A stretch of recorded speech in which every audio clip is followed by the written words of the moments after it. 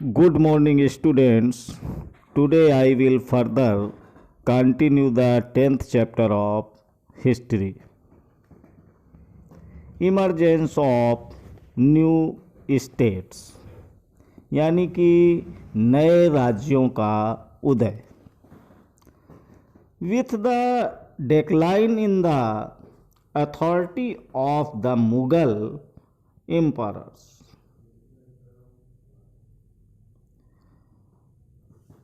मुगल सम्राटों की सत्ता के पतन के साथ साथ बड़े प्रांतों के सूबेदारों, the governors of the large provinces, subedars and the great zamindars consolidated their authority in different part of the subcontinent.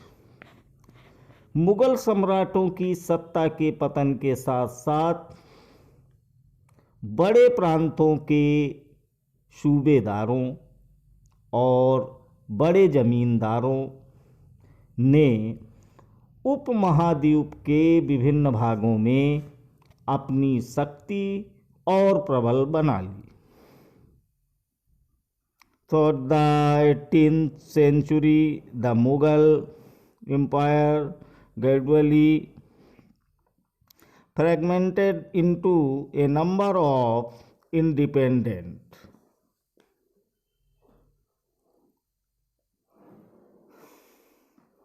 18वीं शताब्दी के दौरान मुगल साम्राज्य धीरे धीरे कई स्वतंत्र क्षेत्रीय राज्यों में बिखर गया. Independent regional state. Broadly speaking, the states of the 18th century can be divided into three overlapping groups. First, states that were old Mughal provinces like Awadh, Bengal and Hyderabad. मोटे तौर पर 18वीं शताब्दी के राज्यों को तीन परस्पर व्यापी समूहों में बांटा जा सकता है. फर्स्ट, अवध, बंगाल व हैदराबाद जैसे वे राज्य जो पहले मुगल प्रांत थे. Although extremely powerful and quite independent, the rulers of these states did not break their formal peace with the Mughal emperor. हालांकि इन राज्यों के शासक अति शक्तिशाली थे और काफ़ी हद तक स्वतंत्र थे. उन्होंने मुगल बादशाह से औपचारिक तौर पर अपने संबंध नहीं तोड़े. Second, states that had enjoyed considerable independence under the Mughal as Watan Jagirs. These included several Rajput principalities. ऐसे राज्य जो मुगलों के पुराने शासन में वतन जागीरों के रूप में काफ़ी स्वतंत्र थे, इनमें कई राजपूत प्रदेश भी शामिल थे. Number third, the last group included states under the control of Marathas, Sikhs, and others like the Jats. तीसरी श्रेणी में मराठों, सिखों तथा जाटों के राज्य आते हैं. These were of differing sizes and had seized their independence from the Mughals after a long drawn armed struggle.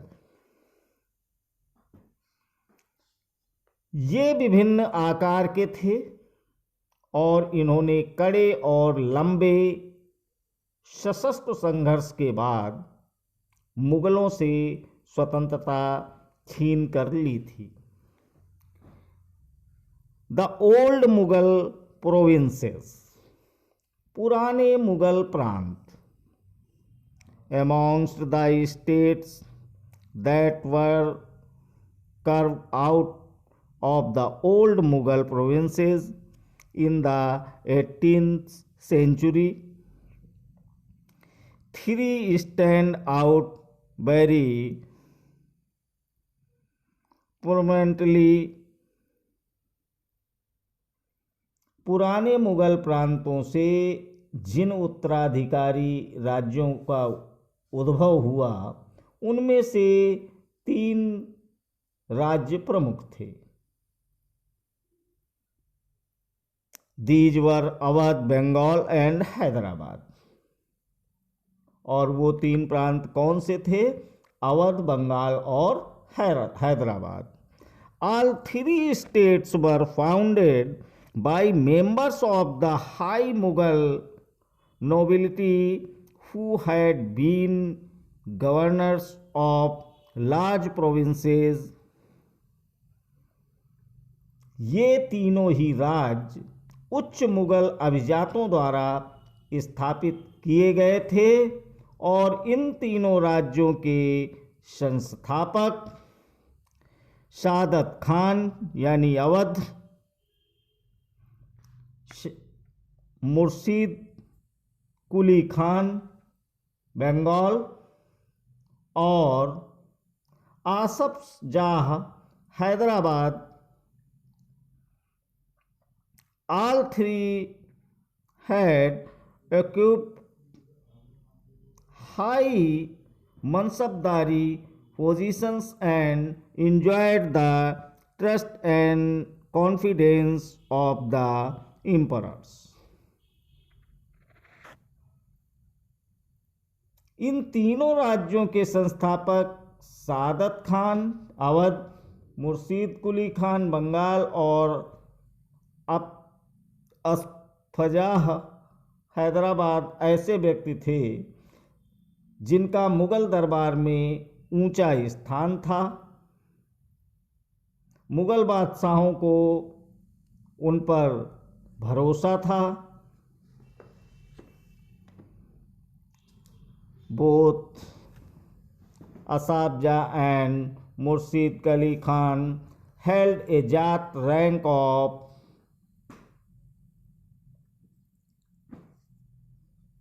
7,000 each, while Sadat Khan's Jat was 6,000. Asaf जाह और मुर्शीद कुली खान दोनों को 7-7 हजार जात का दर्जा मिला हुआ था, जबकि सादत खान की जात का दर्जा 6,000 था। Hyderabad.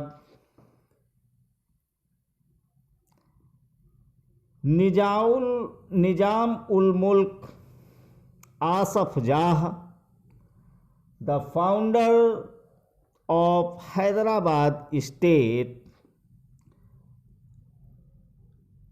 1724 to 1748, was one of the most powerful members at the court of the Mughal emperor.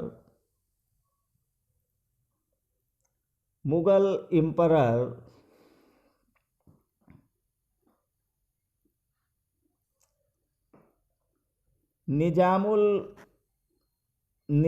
उल मुल्क आसफ शाह, जिसने हैदराबाद राज्य की स्थापना की थी, मुगल बादशाह फुरक्कसियार के दरबार का एक अत्यंत शक्तिशाली था। Mughal Emperor Firuzshah. He was trusted first with the governorship of Awadh and later given change of the उसे सर्वप्रथम अवध की सूबेदारी सौंपी गई थी और बाद में उसे दक्कन का कारभार दे दिया गया था. As the Mughal governor of the Deccan provinces during 1720 to 22, Asaf Jah had already gained control over its political and financial administration.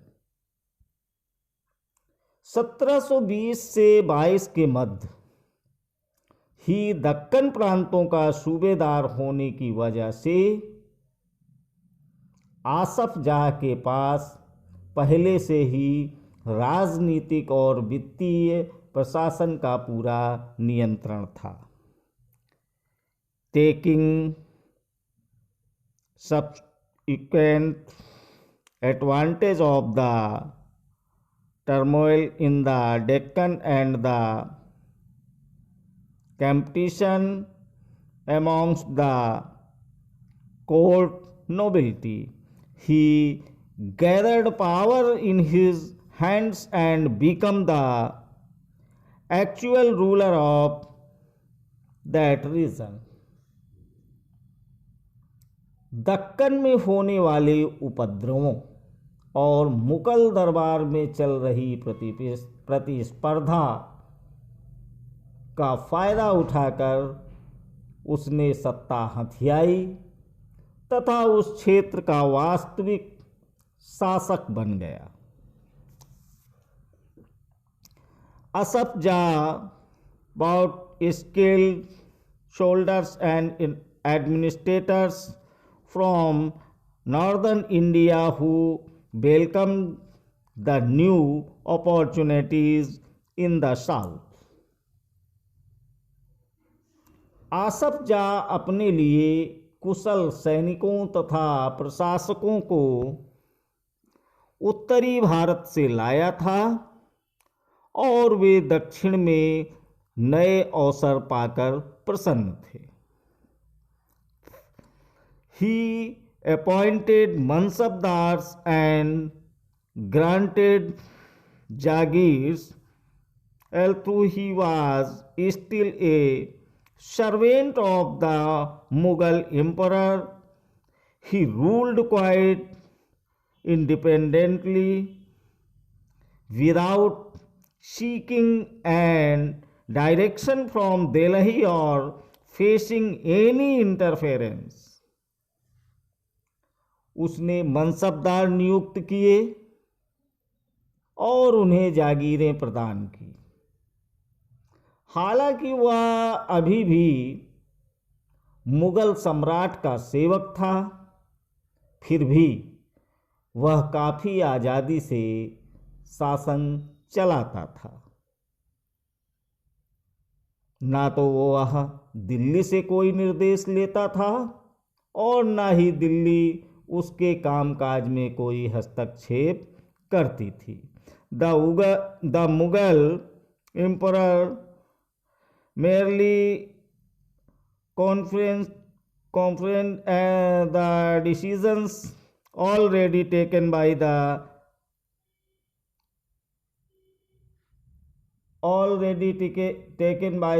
Nizamul मुल्क आसफ जाह. मुगल बादशाह तो केवल निजाम उल मुल्क आसफ जाह द्वारा पहले से ही लिए गए निर्णयों की पुष्टि कर दिया करते थे. The state of Hyderabad was constantly engaged in a struggle against the Marathas to the west and with independent Telugu warrior chief यानी नायकाज ऑफ द प्लेट्यू। हैदराबाद राज्य पश्चिम की ओर मराठों के विरुद्ध और पठारी क्षेत्र के स्वतंत्र तेलुगु सेना नायकों के साथ युद्ध करने में सदा संलग्न रहता था। The ambition of the Nizam ul मुल्क Asaf Jah to control the rich textile producing areas of the Coromandel coast in the east were checked by the British, who were becoming increasingly powerful in the region. पूर्व दिशा में निजाम उल मुल्क आसफ जाह कोरोमंडल तट पर स्थित वस्त्रोत्पादक धन संपन्न क्षेत्र पर अपना नियंत्रण प्राप्त करने की महत्वाकांक्षा रखता था, पर उनकी इस महत्वाकांक्षा पर उस क्षेत्र में ब्रिटिश शक्ति की उपस्थिति के कारण रोक लग गई। अवध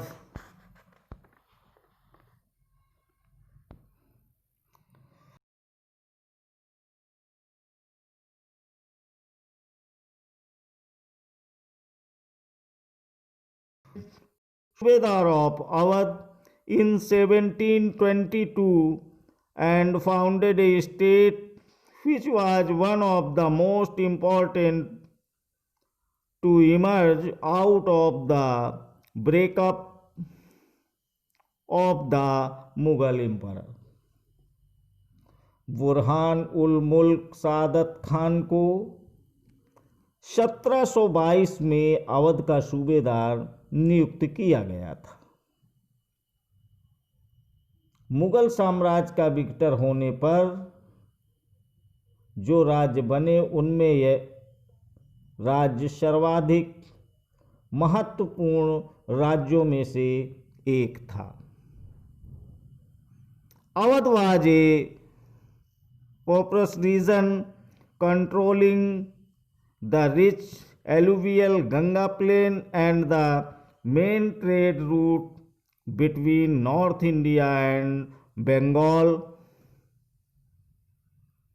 अवध एक समृद्धशाली प्रदेश था जो गंगा नदी के उपजाऊ मैदान में फैला हुआ था और उत्तरी भारत तथा बंगाल के बीच व्यापार का मुख्य मार्ग उसी में से होकर गुजरता था। बुरहान उल मुल्क also held the combined offices of सूबेदारी, Deewani and फौजदारी. In other words, the was responsible for managing the political, financial and military affairs of the provinces of Awadh. Burhan ul मुल्क ने भी अवध की सूबेदारी, दीवानी और फौजदारी एक साथ अपने हाथ में ले ली और सूबे के राजनीतिक, वित्तीय और सैनिक मामलों का एकमात्र कर्ता धर्ता बन गया। बुरहान उल मुल्क tried to decrease Mughal influence in the Awadh region by reducing the number of office holder यानी जागीरदार appointed by the Mughals। Burhan ul मुल्क ने अवध क्षेत्र में मुगल प्रभाव को कम करने की कोशिशों के चलते मुगलों द्वारा नियुक्त अधिकारियों यानी जागीरदारों की संख्या में कटौती कर दी। He also reduced the size of Jagirs and appointed his own loyal servant to vacant positions. उसने जागीरों के आकार में भी कटौती की और रिक्त स्थानों पर अपने निष्ठावान सेवकों को नियुक्त किया. The accounts of Jagirs were checked to prevent cheating, and the revenues of all districts were received by officials appointed by the Nawab's court. धोखाधड़ी को रोकने के लिए जागीर अधिकारियों के खातों व लेखों की जांच की गई और नवाब के दरबार द्वारा नियुक्त अधिकारियों द्वारा सभी जिलों के राजस्व का फिर से निर्धारण किया गया. He seized a number of Rajput jamindaris and the agriculturally fertile lands of the Afghans of Rohilkhand. उसने अनेक राजपूत जमींदारियों और रुहेलखंड के अफगानों की उपजाऊ कृषि भूमियों को अपने राज्य में मिला लिया. Thank you.